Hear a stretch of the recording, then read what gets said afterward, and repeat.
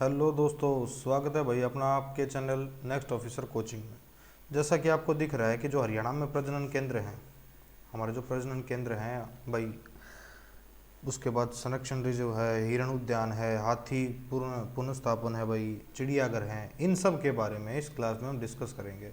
भाई आपका 12th level का एग्ज़ाम हो कोई भी, या ग्रेजुएशन लेवल का एग्ज़ाम हो, उसमें यहाँ से क्वेश्चन पूछा जाता है। आपका आपका पिछले साल के क्वेश्चन पेपर उठा के देख लो अपने भाई, मोस्टली 2018 और 2019 में पेपर हुए हैं भाई। जो वीडियो देख रहा है ना, वो इस टॉपिक को कर लो। इसमें से क्वेश्चन आएगा, जो मैं टॉपिक करा रहा हूँ ना भाई, उसमें से क्वेश्चन आना ही आना है भाई। पहली शिफ्ट में नहीं आया तो दूसरी शिफ्ट में, तीसरी में, चौथी में क्वेश्चन आना है। उसके बाद देखो भाई, मगरमच्छ प्रजनन केंद्र, जो हमारा मगरमच्छ प्रजनन केंद्र है, तो मगरमच्छ को कैसे याद रखेंगे, कितना बड़ा नाम है। वैसे ही हमारा एक ही नाम है, कौन सा है, कुरुक्षेत्र भाई। बोरसोदान जो गांव है वहाँ पे कुरुक्षेत्र में, उसमें क्या है, मगरमच्छ प्रजनन केंद्र है। ये प्रजनन केंद्र हम पहले कर लेते हैं भाई, जितने भी हमारे पास हैं। ज़्यादा नहीं है, थोड़े से ही हैं, आप इजीली इसको याद कर लोगे भाई। मगरमच्छ प्रजनन केंद्र कहाँ पे है, बोरसोदान, और कहाँ पे, कुरुक्षेत्र में है भाई। उसके बाद चिंकारा प्रजनन केंद्र, चिंकारा, चिंकारा कहाँ पे, भिवानी, केरू। कैसा नाम है देखो भाई, चिंकारा, कुछ अजीब सा नाम लग रहा है ना आपको, चिंकारा, तो कहाँ पे, भिवानी। कौन सा, भिवानी भाई। वाणी जो है इसकी, वो भी हमें समझ में नहीं आ रही। के क्या बोल रहा है भाई, तू क्या बोल रहा है, रख के कैसे तू, केरू, भिवानी। वाणी इसकी हमें समझ में नहीं आ रही। चिंकारा चिल्ला रहा है वो, कारा कारा, पता नहीं क्या बोल रहा है, हमें नहीं समझ में आ रहा भाई। उसके बाद देखो भाई, मयूर, मयूर एवं चिंकारा प्रजनन केंद्र। अगर मयूर एवं चिंकारा प्रजनन केंद्र आता है तो आपका रेवाड़ी कहलाएगा। सिर्फ चिंकारा केंद्र आता है तो आपका क्या कहलाएगा, भिवानी। सिर्फ चिंकारा अगर आता है तो, मयूर एवं चिंकारा आता है तो झाबुआ आपका रेवाड़ी में। ठीक है, सिर्फ इतनी बात याद रखना भाई, अगर मयूर एवं चिंकारा प्रजनन केंद्र आता है तो आपका रेवाड़ी। उसके बाद देखो भाई, पिंजौर में जो अपना पंचकुला है, वहाँ पे 3 प्रजनन केंद्र हैं। कौन से, गिद्ध संरक्षण, मतलब कि इसको रिजर्व भी किया जाता है, और प्रजनन केंद्र भी है गिद्ध का, रेड जंगल फाउन और फीसेंट का।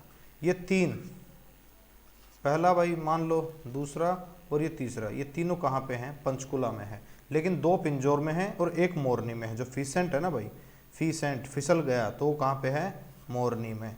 फीसेंट मोरनी में, पंचकुला। उसके बाद गिद्ध, गिद्ध प्रजनन के, गिद्ध कहाँ उड़ते हैं भाई, गिद्ध तो सबसे ऊपर उड़ते हैं ना। जैसे चील और गिद्ध जो हम बोलते हैं, ऊपर से नज़र रखते हैं, तो सबसे ऊपर कौन सा अपना जिला है, पिंजौर, मतलब पंचकुला। तो वहाँ पे पिंजौर में क्या है, गिद्ध संरक्षण एवं प्रजनन केंद्र भाई। वहाँ पे एक पिंजौर गार्डन, जो कि हम यादवेंद्र गार्डन के नाम से जानते हैं, वो भी है बड़ा भाई। आम का मेला भी वहाँ पे लगाया जाता है। उसके बाद देखो, रेड जंगल फाउन प्रजनन केंद्र, ये कहाँ पे है, ये भी पिंजौर में है। पिंजौर के, मतलब पंचकुला के पिंजौर में, रेड, रेड जंगल फाउन प्रजनन केंद्र, तो ये भी कहाँ है, पंचकुला में। उसके बाद सभी ये रेड हो गया भाई। अब ब्लैक भी तो आएगा, ब्लैक बग, ब्लैक बग जो प्रजनन केंद्र है वो कहाँ पे है, ये कुरुक्षेत्र में ही है। तो हमने देखा भाई कि कुरुक्षेत्र में आपने देख लिया मगरमच्छ है, और कौन सा है, ब्लैक बग प्रजनन केंद्र। कौन से हैं भाई, मगरमच्छ और ब्लैक बग। ब्लैक बग भाई, जो सारा काला काम हुआ था वो कहाँ हुआ था, कुरुक्षेत्र में। कुरुक्षेत्र की लड़ाई हुई थी ना भाई, तो सारे काले काम कहाँ हुए थे भाई, कुरुक्षेत्र में, ब्लैक बग प्रजनन केंद्र। उसके बाद देखो भाई, हिरण उद्यान, हीर, हिसार कहाँ पे है भाई, हिरण, हिरण उद्यान कहाँ पे है, हिसार में है। ये भाई 1970 में इसकी स्थापना हुई थी।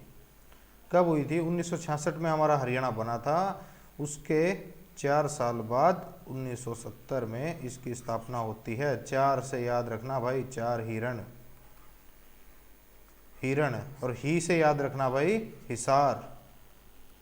दिख रहा है कितना सुंदर सा हिरण है, ठीक है। तो उसके 1970 में इसकी स्थापना हुई। और कितने एकड़ में फैला हुआ है, सिर्फ 42 एकड़ में फैला हुआ है भाई, ज़्यादा बड़ा नहीं है, सिर्फ 42 एकड़ में फैला हुआ है। लेकिन भाई हमारा पूछ लिया जाता है कि जो हमारा एकमात्र हिरण उद्यान है तो वो कहाँ पे है, तो ही से हिरण, ही से हिसार।